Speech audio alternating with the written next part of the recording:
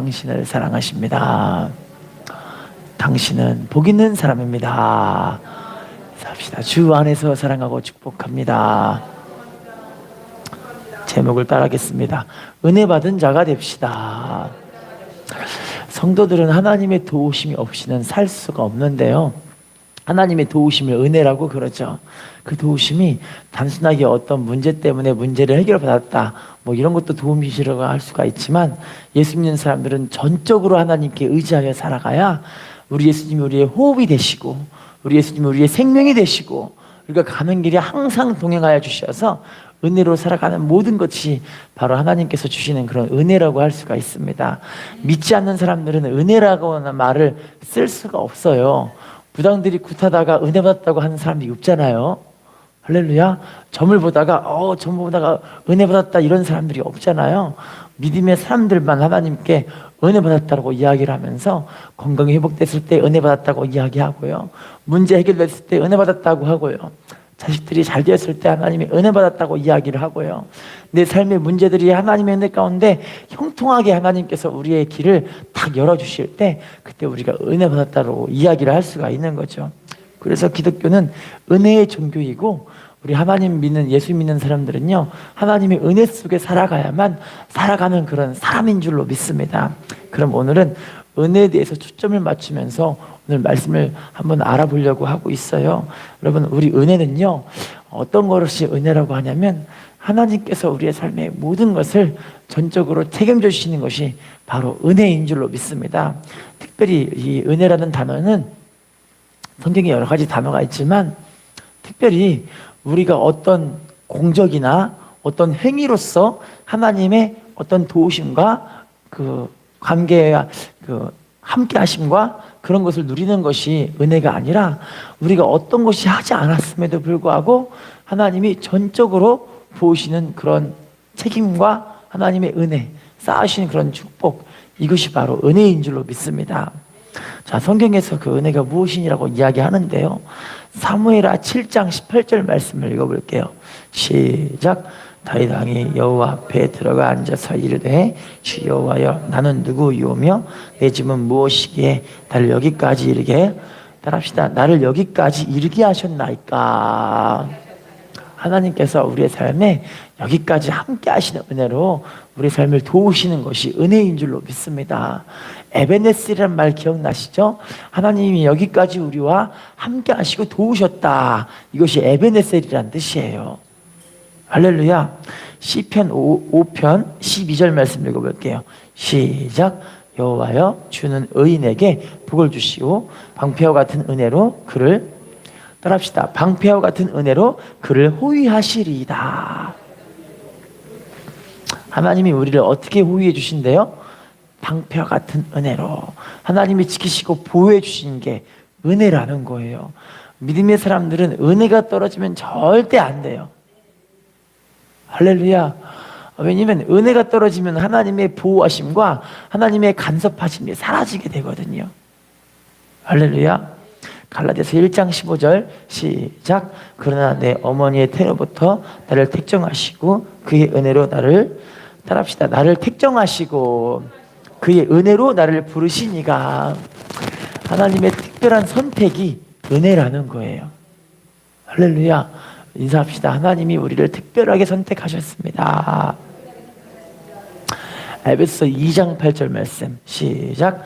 너희는 그 은혜에 의하여 믿음으로 말미암아 구원을 받았으니 이것은 너희에게서 난 것이 아니요 하나님의, 따라해볼까요? 그 은혜에 의하여 믿음으로 말미암아 구원을 받았으니, 따라합시다, 하나님의 선물이라. 자, 믿음으로 구원받았는데 이게 하나님의 선물이라고 하는데, 이 모든 것이 알고 보니 하나님의 은혜였다라는 거예요. 은혜에 의하여 믿음으로 말미암아 구원받았나니 하나님의 선물이라. 할렐루야. 인사합시다. 은혜가 너무 중요합니다. 인사합시다. 은혜는 우리의 생명입니다. 할렐루야. 미국 어느 목장에서 어떤 분이 말을 사러 갔어요.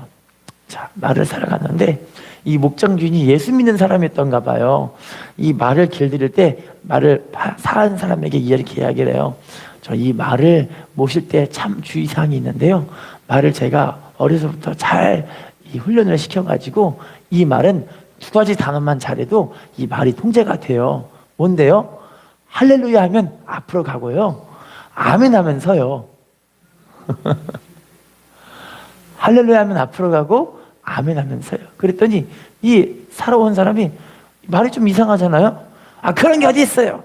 이 말은 내가 내 마음대로 다시 길들일 거예요. 이렇게 이야기를 하는 거예요.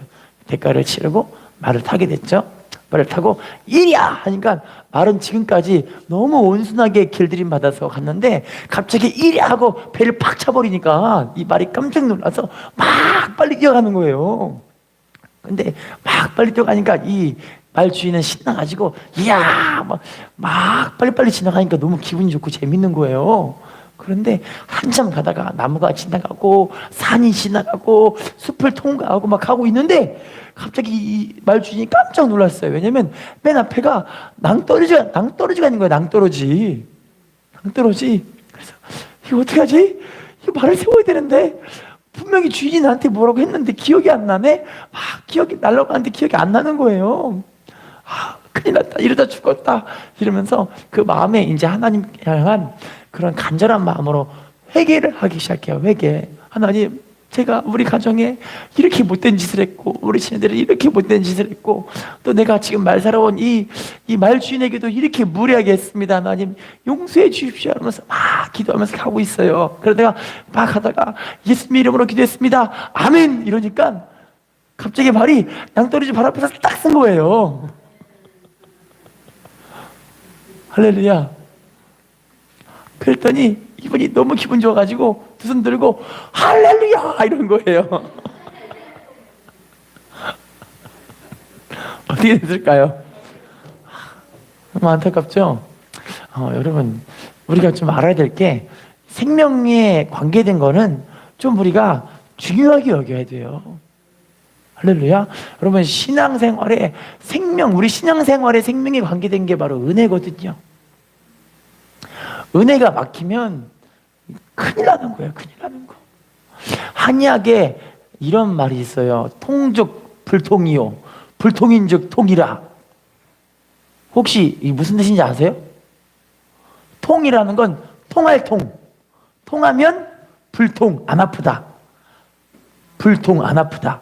근데 불통인즉 통이다. 통하지 않으면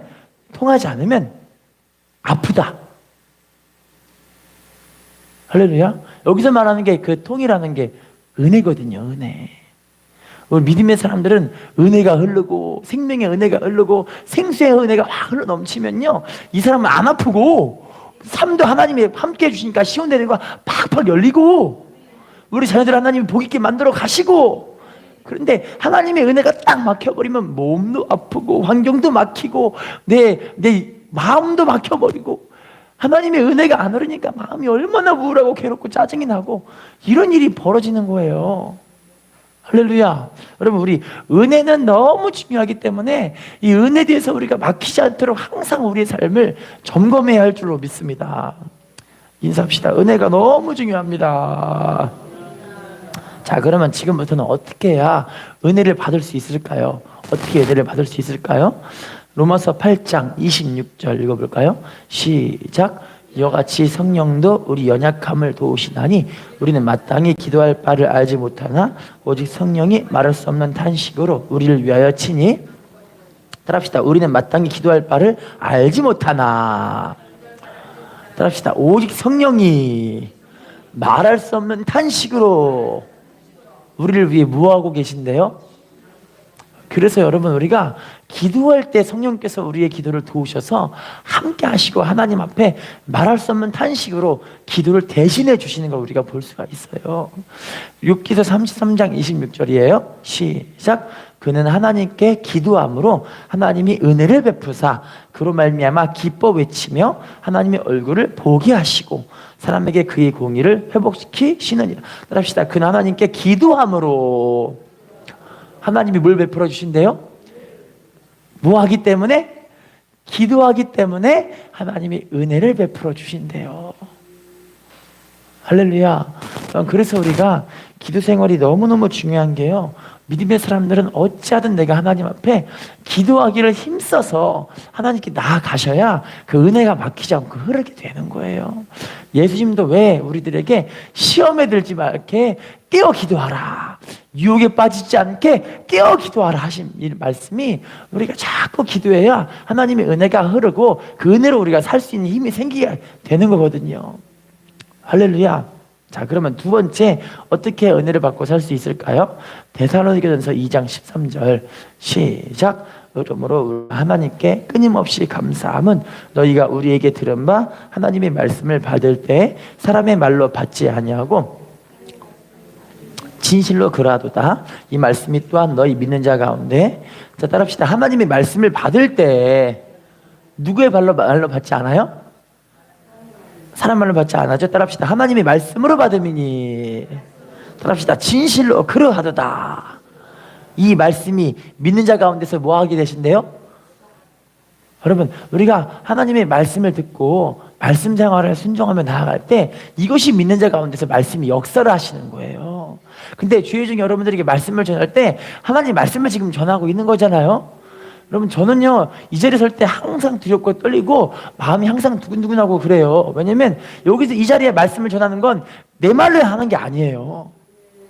여러분들에게 단순하게 웅변을 잘해가지고 여러분들이 하나님 그냥 막 마음의 힐링을 받고 이래서 이 자리에 있는 것이 아니라 하나님의 말씀을 듣기 위해 이 자리에 있는 줄로 믿습니다. 그래야 이 말씀을 통해 우리의 심령이 새로워지고 우리의 영이 소성함을 얻고 우리 육신이 하나님의 치료를 받고 하나님의 은혜가 새롭게 되게 하실 줄로 믿습니다. 목사님 가운데 미나근이라는 목사님이 계시는데 붕어빵을 팔면서 8년 동안 이웃사랑을 실천하고 계시는 목사님이 계세요. 이 목사님이 한때 이제 그분의 회심이 기독교 신문에 화제가 돼가지고 사람들에게 많이 알려질 때가 있었거든요. 그런데 이분이 자기를 소개할 때 자기는 장발장 목사라 그래요. 장발장 목사. 왜냐면요, 이분이 어릴 적에 아버지 어머니랑 같이 살다가 어머니가 일찍 돌아가셨어요. 아버지가 일찍 재혼을 하셨는데 여모는 새어머니니까 계모잖아요. 근데 새어머니가 이 미나건 이 아들과 사이가 너무 안 좋은 거예요. 그래서 어머니가 너무 힘들게 하니까 이 학생이 어릴 적에 13살이면 초등학교 6학년쯤 되죠. 13살에 집에서 가출을 하게 돼요. 가출을 하는데 가출하면서 3일 동안 자기가 뭘 해야 될지를 어떻게 해야 될지를 모르겠는 거예요. 지금은 아이들이 일할 수 있는 그런 일인지 잘 모르겠는데 중학생, 고등학생들도 요즘은 알바도 할 수 있는데 옛날에는 알바할 자리가 없어서 알바를 못 했대요.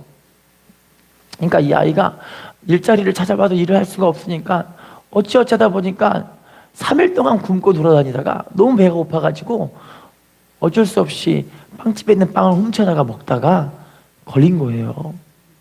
그래서 이 아이가 13살에 소년원에 가게 되는데요. 14년 동안 전국에 있는 16개의 교도소라 그러죠. 교도소를 막 들락날락 하는 거예요. 들락날락. 못된 것을 엄청 많이 배웠겠죠. 감옥에 가면 새로운 사람이 나오는 게 아니라 더 못된 거 배우고 오더라고요. 이 아이가 14년 가니까 27살에 이제 출소를 했는데 출소해서 더 악에 받쳐 살게 되는 거예요. 나중에는 27살에 어떤 일이 벌어지냐면 2000년도쯤 됐을 거예요. 2000년도쯤 됐을 때 당시 우리나라에 되게 유명한 이 조폭 칠성파라는 게 있었대요. 전 모르겠어요. 칠성파라는 게 있었대요. 거기 두목을 이 사람이 27살에 암살을 해버려요. 그리고 나서 또 감옥에서 11년간 독방 생활을 하게 되거든요. 독방 생활. 너무 불쌍하죠? 그런데 모든 사람이 이 사람을 다 외면했어요. 그런데 누구만 아니면 당시 다만선교하는 선교회 임석근이라는 목사님이 이 감옥 사역을 하시는데 이분을 찾아가가지고 자꾸 말씀을 들려주는 거예요. 하나님이 널 이렇게 사랑하신단다. 세상 사람들은 다 버려도 하나님이 너를 이렇게 사랑하신단다. 예수님만이 너를 온전하게 사랑하시고 너를 위해 생명을 주신 분이시란다 하면서 자꾸만 말씀을 들려주고 또 자기의 감정을 들려주고 이렇게 하면서 복음을 자꾸 전하시는 거예요. 할렐루야. 그런데 감사하게도 이분이 하나님 말씀을 듣고 그 자리에서 이제 말씀을 듣고 감옥에 가서 무릎을 꿇고 하나님께 회개하기 시작하는 거예요. 그러면 하나님께 회개가 되니까 무엇이 임하냐면 성령이 임하게 돼요.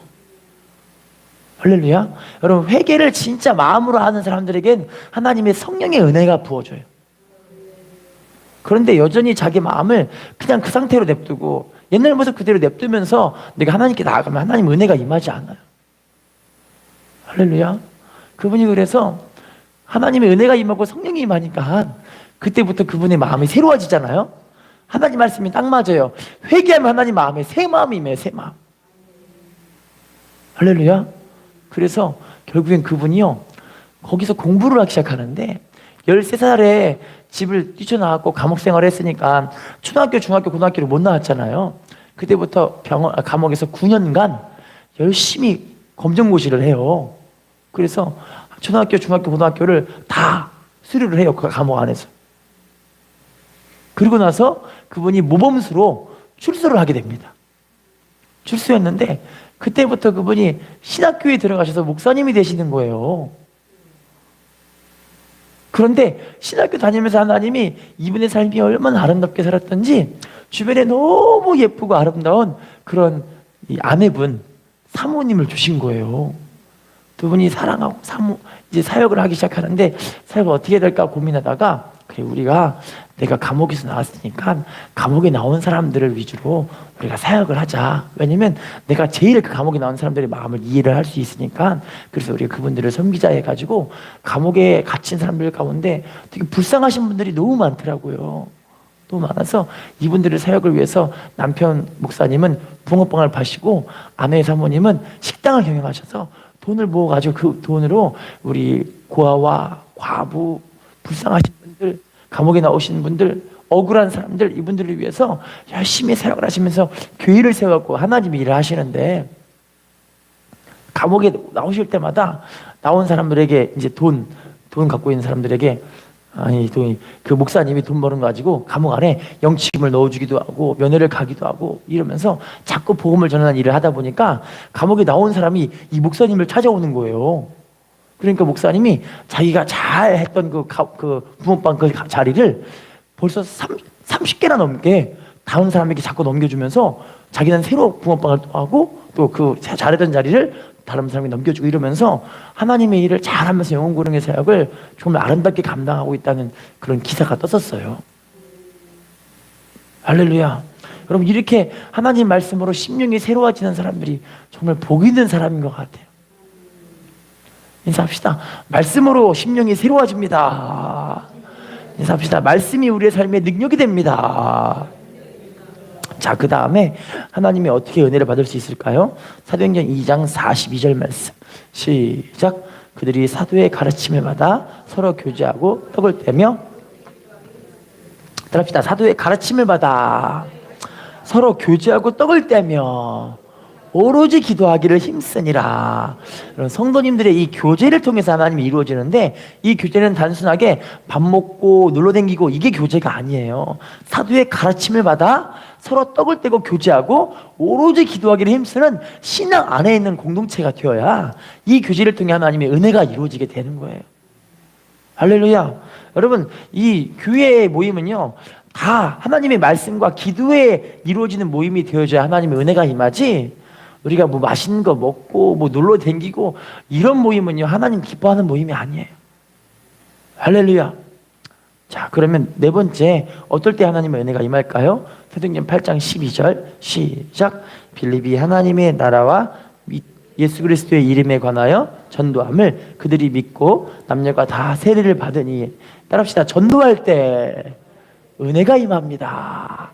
지금 읽은 말씀은 빌립이요 사마리아에 복음을 전할 때 이야기를 하고 있어요. 여러분 당시 사마리아는요 예수님이 갔을 때도 복음을 받아들이지 않았던 사람들이 사마리아 사람들이에요. 할렐루야. 예수님이 사마리아를 통과하러 가는데 세상에 사마리아 사람들이 예수님께 막 돌을 던져요. 그러니까 그것 때문에 화가 나가지고 옆에 있던 빌립이 예수님께, 예수님, 저 사람들에게 우리가 하늘에서 불을 내려 이 사람들이 불태워 죽일까요? 이런 거예요. 그 정도로 완악한 사람들인데 빌립이 가서 사마리아 성에 복음을 전하니까 하나님의 은혜가 임하게 된 걸 볼 수가 있어요. 여러분, 복음을 전할 때, 복음 전하는 건 여러분 한 개도 헛된 것이 없더라고요. 내가 복음을 전하고 전도지를 뿌리고 사람들에게 예수님을 전하고, 이게 알고 보니 헛된 것이 하나도 없고 하나님이 다 때가 되게 하시면 다 복음의 그 뿌려진 열매대로, 그 뿌려진 씨대로 하나님 열매 맺게 하실 줄로 믿습니다. 자, 그러면 다섯 번째 시편 31편 19절 말씀 읽어볼게요. 시작. 주를 두려워하는 자를 위하여 쌓아두신 은혜, 곧 주께 피하는 자를 위하여 인생 앞에 베푸신 은혜가 어찌 그리, 따라합시다. 주께 피하는 자를 위하여 인생 앞에 베푸신 은혜가 어찌 그리 큰지요. 우리가 어떻게 은혜가 임하게 되냐면 주님께 피하게 돼야 되는 거예요. 문제가 있을 때 기도하시고요, 마음이 우울할 때 기도하시고요, 삶 가운데 여러 가지 힘든 일들이 닥칠 때 기도하시고요, 자녀들이 속을 썩을 때 기도하시고요, 아멘한 사람에게 축복이 받지어다. 할렐루야. 몸이 아플 때 기도하세요. 할렐루야. 자식들의 최고 큰 이 효도가 뭔지 아세요? 부모님들이 기도할 수 있도록 배려하는 게 이게 은혜예요. 할렐루야. 여러분, 부모님이 자식들에게 제일 잘할 수 있는 은혜가 뭔지 아세요? 자식들이 하나님께 기도할 수 있도록 해주는 게 진짜 은혜인 거예요. 할렐루야. 여섯 번째입니다. 로마서 5장 20절 시작. 율법이 들어온 것은 범죄를 더하게 하려 함이라. 그러나 죄가 더한 곳에 은혜가 더욱, 따라합시다. 죄가 더한 곳에 뭐가 넘치게 된대요? 따라합시다. 죄를 깨달을 때 은혜가 넘치게 됩니다. 자기가 죄인임을 깨달을 때 은혜가 넘치게 돼요. 어떨 때요? 나 죄인이구나, 이걸 깨달을 때요. 미국에서 가장 삼엄한 교도소로 유명한 교도소가 플로리다 데이토나 비치라는 교도소예요. 우리나라로 말하면 어디 교도소죠? 죄송합니다. 예, 청송교도소. 혹시 아세요? 청송교도소. 여기 데이토나 비치라는 이 교도소가 사형수만 몰아대는 그런 교도소예요. 그래서 이 교도소에 어떤 분이 수감됐냐면 여자분이신데, 돈 나이턴이라는 여자 교도소 수감생인데, 이분이 전과 50범이에요. 전과 50범이고 사람도 죽이고 강도짓도 하고 인신매매도 하고 마약은 기본이죠. 매춘 할 거 없이 여자분이 무슨 죄를 얼마나 많이 지었길래 전과 50범. 게다가 이분은 사형수. 그래서 독방에 갇혀가지고 이분이 이제 사형 당할 날만 이제 당하게 된 거예요. 그런데 어떤 목사님을 통해 이분에게 성경이 전해주겠어요. 성경 전해줬는데, 이분의 독방에 갇혀 있으니까 침대 있고 책상이 있고 이러고 있는 거예요. 그 안에 딱 성경만 딱 거기 한 게 있는 거죠. 이분이 성경을 보시는데 에베소서 4장에 보시면요, 우리가 지금 읽은 말씀 나와 있죠. 너희가 그 은혜에 의하여 믿음으로 말미암아 구원받았니. 이 전의 말씀이에요. 무슨 말씀이냐면, 너희가 전에는 육체와 마음이 원하는 것을 하여서 마음의 욕심을 따라 행하는 그 사람의 모습의 삶을 살았기 때문에 하나님 앞에 본질상 진노의 자녀였더니 라는 그런 말씀이 에베소서 4장에 나와 있어요. 너희가 전에 육체의 마음에 원하는 것, 욕심을 따라 행하는 그 모습대로 하나님 앞에 진노의 자녀로 살았다는 그 모습을 이 말씀을 딱 보게 되는데, 이분이 그렇게 하나님께 통곡을 하면서 회개를 하시는 거예요. 내가 하나님께 진노의 자녀였구나, 내가 하나님께 이렇게 심판받을 그런 사람이었구나 하는 걸 이분이 깨달았게 된 거예요. 말씀을 보니까 하나님께 막 통곡하고 회개하는데, 자기가 어릴 적에 교회를 다녔던 그 모습이 생각이 나요. 어릴 적에 교회를 나왔는데, 하나님 나 좀 만나주시면 내가 믿음으로 살게요 이렇게 기도했는데 하나님이 안 만나주신 거예요. 그때 이후로 그분의 마음이 탁 삐딱해가지고 세상적으로 다 방탕하고 방황하다가 그러다가 그렇게 죄를 짓다가 감옥에 갇히게 된 걸로 자기가 깨닫게 됐거든요.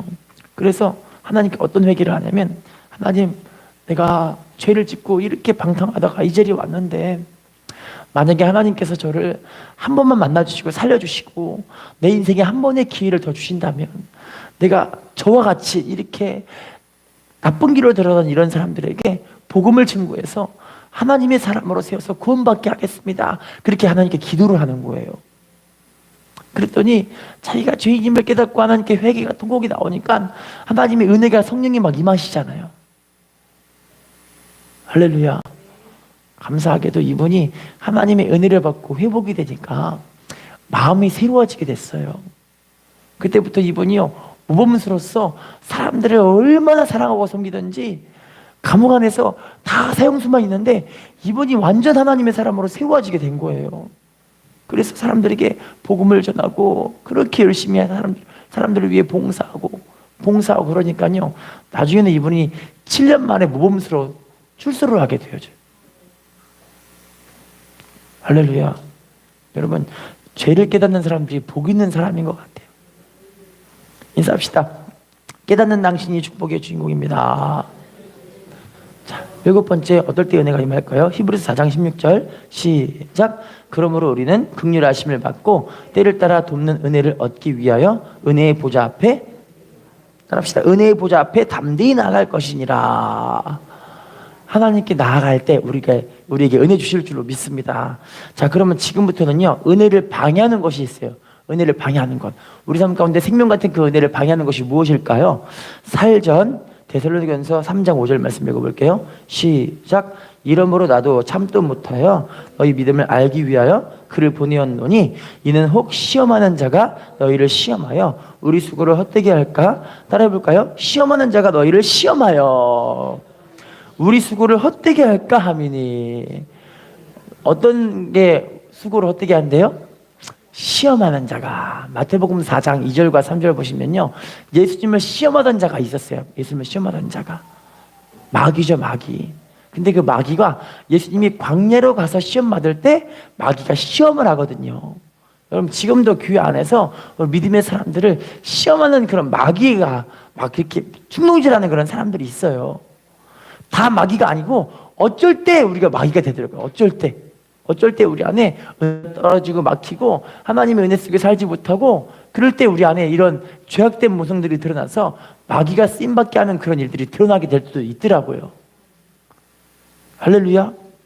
자, 2번째, 하나님의 은혜를 가로막는 걸 볼게요. 요한일서 2장 15, 16절 시작. 이 세상에나 세상에 있는 것들을 사랑하지 말라. 누구든지 세상을 사랑하면 아버지의 사랑이 그 안에 있지 아니하니 이는 세상에 있는 모든 것이 육신의 정욕, 안목의 정욕, 이생의 자랑이니 다 아버지께로부터 온 것이 아니요. 자, 따라해 볼까요? 이 세상에 있는 것들을 사랑하지 말라. 자, 16절 따라합시다. 세상에 있는 모든 것이 육신의 정욕, 안목의 정욕, 이생의 자랑이니. 이 모든 것이 다 세상으로부터 온 거라고 이야기하고 있죠. 이거 따라가다 보면 은혜가 막히게 되는 거예요.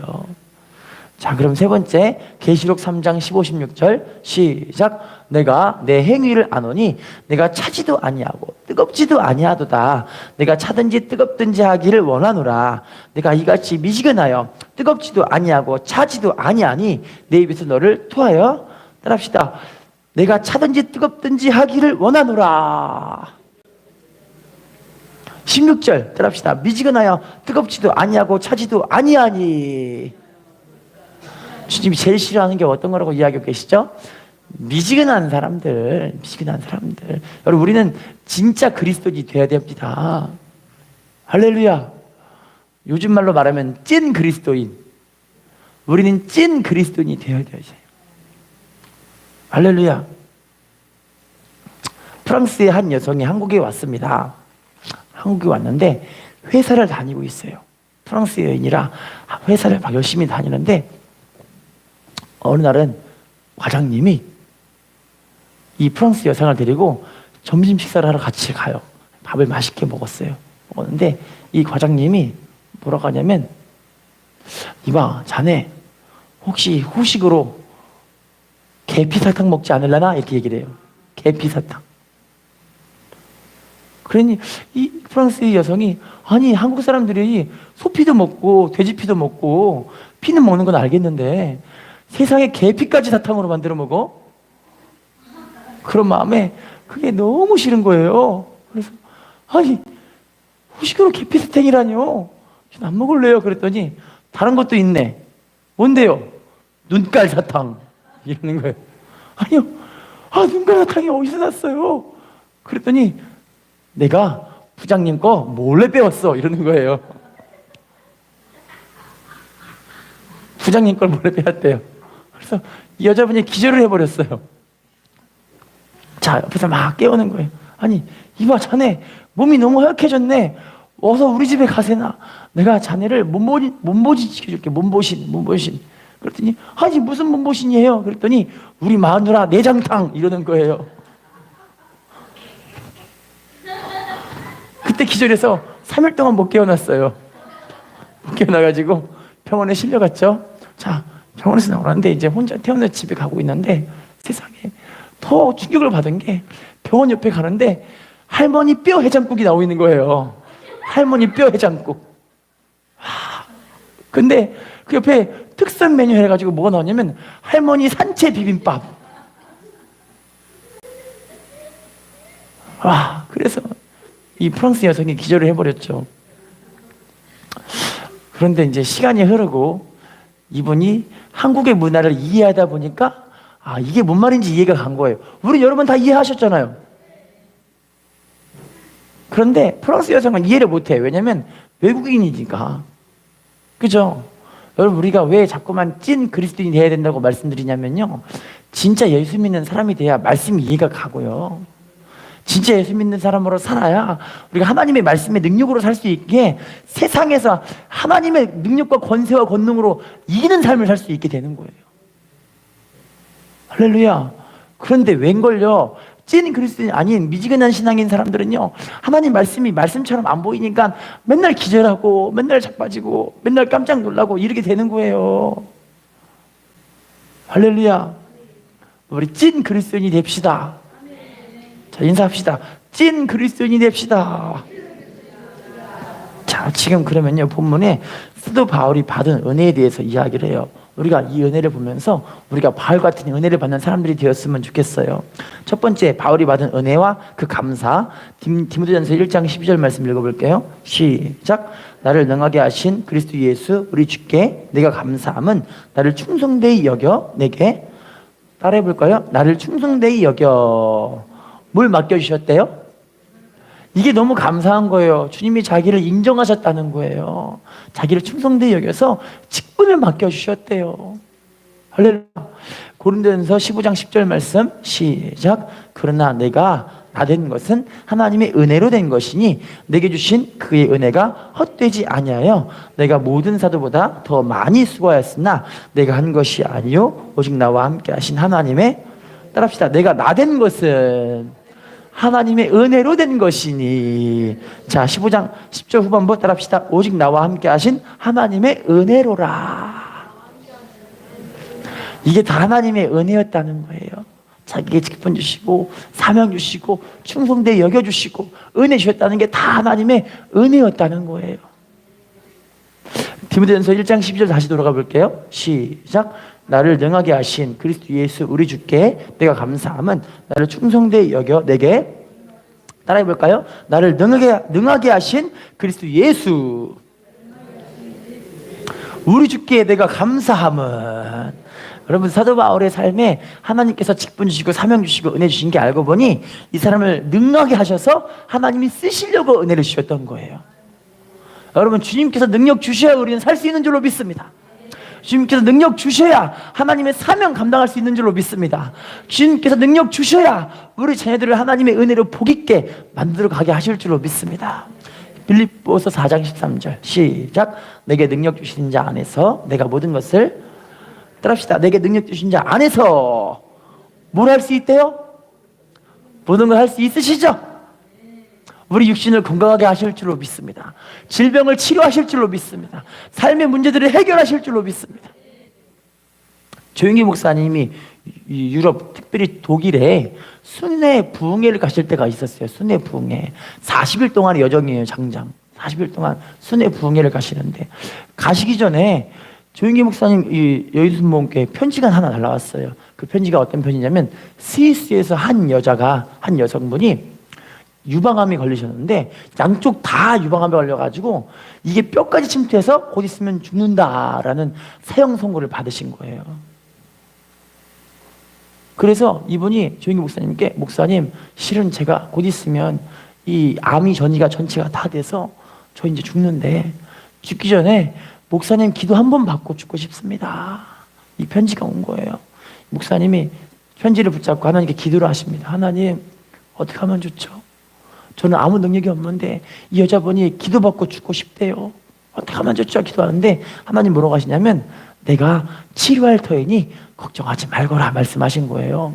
그래서 이 여자분께 이 목사님이 편지를 보내요.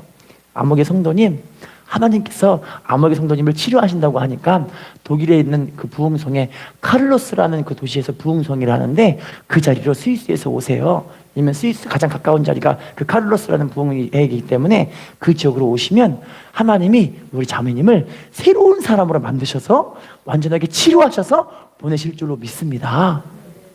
할렐루야. 편지를 보내고 드디어 독일로 날아가십니다. 독일 날아가는데, 부흥회 때 딱 말씀을 전하는데, 저 뒤쪽에서 제일 바짝 마르고 링겔을 꽂고 휠체어에 앉아가지고 너무너무 가냘픈 여자가 곧 죽을 것 같이 숨을 헐떡헐떡거리면서 그 자리에 앉아있는 걸 보게 됐어요. 아, 그 여자분이시구나. 목사님이 알게 되셨죠. 근데 목사님 마음에는 큰일 난 거예요. 곧 있으면 죽을 것처럼 저게 보이니까 괜히 오라 그랬다, 그런 마음이 드시는 거예요. 목사님 육신의 눈에는 그래요. 근데 하나님 말씀에는 분명하게 하나님이 치료하신다고 말씀하셨으니까, 첫날 부흥성회 하는데 수많은 사람들이 다 치료받고 고침받는데 그 여자분만 고침을 못 받는 거예요. 두 번째 날에도 부흥회 하는데 사람들이 다 치료받는데 그분만 고침 못 받는 거예요. 아, 큰일 났다. 따로 불러다가 기도해야겠다 싶어가지고 따로 불러다가 이분에게 기도를 하기 시작하는 거예요. 하나님, 여자분을 치료하십시오. 자기뿐만이 아니라 이 여자분이 알아들을 수 있게 스위스 말로 통역할 수 있는 사람, 영어로 통역할 수 있는 사람에게 같이 붙여가지고 말을 하게 하는 거예요. 영어로 말하면 스위스 말로 번역을 하고 이게 되는 거예요. 이게 자꾸 되는 거예요. 그래서 자꾸 기도하고 그러는데 3일, 4일, 5일째 들어갔을 때 이 여자분이 갑자기 휠체어에서 벌떡 일어나신 거예요. 일어나더니 뭐라고 하냐면, 하나님이 제 몸을 치료하시는 게 분명히 느껴집니다, 이래요. 할렐루야. 불려간 그 첫째 날 기도했을 때는요, 암의 크기가 엄청 큰 게 느껴졌지만 좀 줄어든 게 느껴졌대요. 근데 이틀날, 3일날, 4일날, 5일째 되는 때 그때 암의 크기가 밤톨만한 크기로 이렇게 변하더니 나중에는 완전히 사라진 걸 자기가 느꼈대요. 이렇게. 할렐루야. 근데 당시에 이 독일이 우리나라보다 훨씬 이 기독교 선진국인 거 알고 계시죠? 우리나라 사람들이 이 목사님들이 유학 가시는 곳이 독일로 유학을 많이 가요. 그래서 독일의 사람들은요, 질병 치료 받는 게 어떻게 이게 확증을 하냐면, 옆에 의사를 갖다 놔요. 의사가 치료받다는 사람들에게 진찰을 해가지고 진짜 치료받았는지를 아니면 마음만 그렇게 느꼈는지를 확인하는 거예요. 그런데 이 여자분이 치료받다 그러니까 의사가 진찰합니다. 진찰하더니 의사가 깜짝 놀라가지고 목사님께 말씀드리는 게, 목사님, 이 여자분이 들어올 때는 진짜로 거의 죽음의 사람이었는데, 정말 암 걸려서 거의 있으면 죽을 것 같은 그런 사람이었는데 지금 진짜로 보니까 암이 흔적도 없이 사라졌습니다. 이건 하나님이 하실 수밖에 없는, 이건 하나님의 능력입니다. 그렇게 선포를 하는 거예요. 그러더니 의사가 뭐라고 하냐면, 목사님, 저도 기도해 주세요 하면서 물어볼 때 그러시는 거예요. 할렐루야. 여러분, 이거 하나님께서 능하게 하시면 되거든요. 근데 이게 복음의 능력인데요, 이 복음의 능력 생명의 성령의 법이에요. 로마서 8장 1절 2절, 그러므로 이제 그리스도 예수 안에 있는 자에게는 결코 정죄함이 없나니, 이는 그리스도 예수 안에 있는 생명의 성령의 법이 생명의 성령의 법이, 이 성령의 법을 뭐라고 표현하냐면 생명의 성령의 법. 따라합시다. 죄와 사망의 법에서 너를 해방하였습니다. 생명의 성령의 법이 죄와 사망의 법에서 우리를 해방시켜 버린 거예요. 아픔과 질병과 고통에서 해방시켜 버린 거예요. 할렐루야. 그러니까 성령으로 살아가면 이 사람의 육신의 질병 하나님이 치료해 주시는 게 당연한 거라니까요. 할렐루야. 인사합시다. 성령으로만 하나님의 능력이 임합니다. 자, 주님께서 성도들을 이렇게 능력 있게 하시고 보호 주시는 그 이유가 있어요. 디모데후서 4장 17절 말씀 시작. 주께서 내 곁에 서서 나에게 힘을 주심은 나로 말미암아 선포된 말씀이 온전히 전파되어 모든 이방인이 듣게 하려 하심이니 내가 사자의 입에서 건짐을. 자, 따라합시다. 말씀이 온전히 전파되어 모든 이방인이 듣게 하려 하심이니. 따라합시다. 복음 증거를 위해 복과 능력을 주십니다.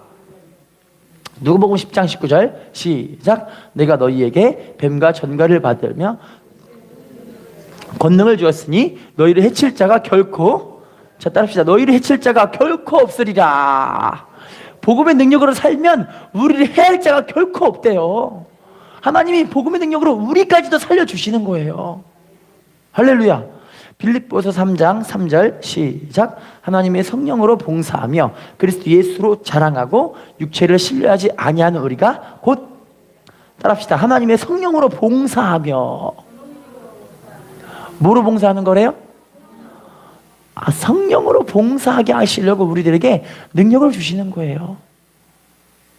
할렐루야. 자, 그래서 본문에 돌아가 볼게요. 디모데후서 1장 14절 시작.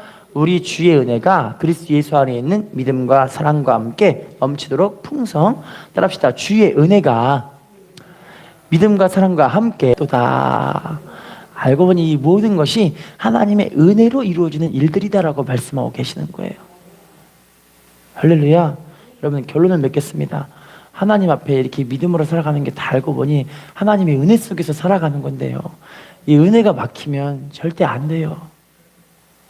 우리 은혜가 막히지 않기를, 그리고 은혜를 항상 유지하시기를 예수님 이름으로 부탁을 드리겠습니다.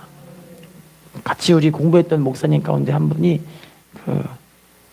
대장암 말기 걸리셔서 지상명령을 자기 교회에 이렇게 적용을 하셨는데 교회가 너무 새롭게 되고 은혜가 넘치는데 본인은 결국 대장암 말기에 걸리신 거예요. 너무 힘드셨겠죠. 그분이 이런 얘기를 하더라고요. 자기가 대장암 말기란 말 들었을 때 내 인생은 끝났구나. 침대에 누우니까 눈물이 저절로 줄줄 흐르더래요. 줄줄줄줄. 다윗이 침상을 눈물로 띄웠다는 말이 이해가 가는 게, 자기가 밤새 저절로 눈물이 줄줄 흐르는데 그 눈물로 침대가 전체가 다 젖었대요. 진짜 내 인생 끝났구나. 의사로부터 사형 선고 받은 거 아니에요. 그런데 이분이 하나님이 내 아버지시고 난 하나님의 자녀인데 내가 의사한테 목숨을 구걸하지 말고 하나님께 기도함으로 치료받아보자. 뭐함으로 치료받아보자? 여러분, 이런 믿음의 결단이 필요해요. 할렐루야. 그분이 그래서 이 믿음의 싸움을 하시는 거예요. 믿음의 싸움을.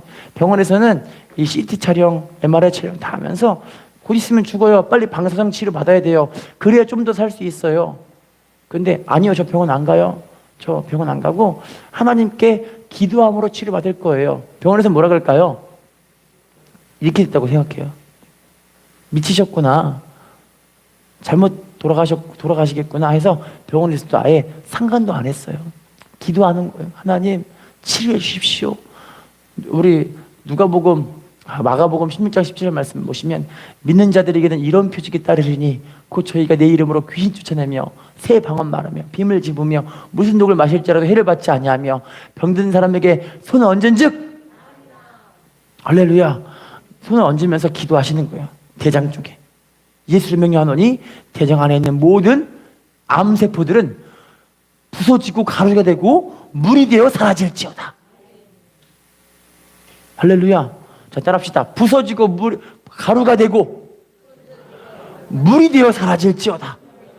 이 선포를 하는 거야. 이 선포를요.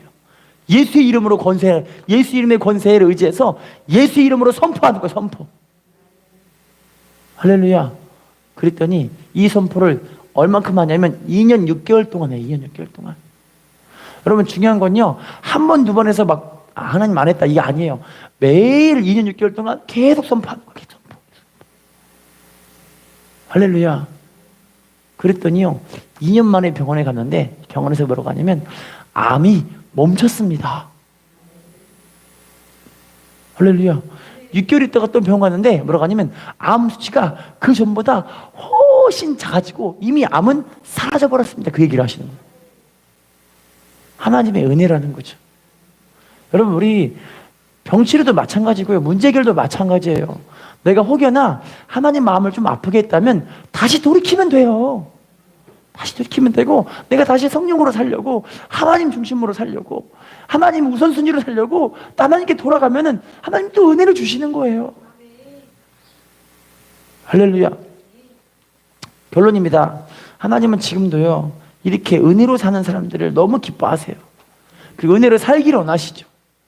우리 모두가 하나님의 은혜 속에서 자유와 기쁨과 평강을 마음껏 누리시는 우리가 되시기를 예수님의 이름으로 부탁을 드리겠습니다. 인사하겠습니다. 은혜로 사는 당신이 축복의 주인공입니다. 인사합시다. 은혜로 승리합시다.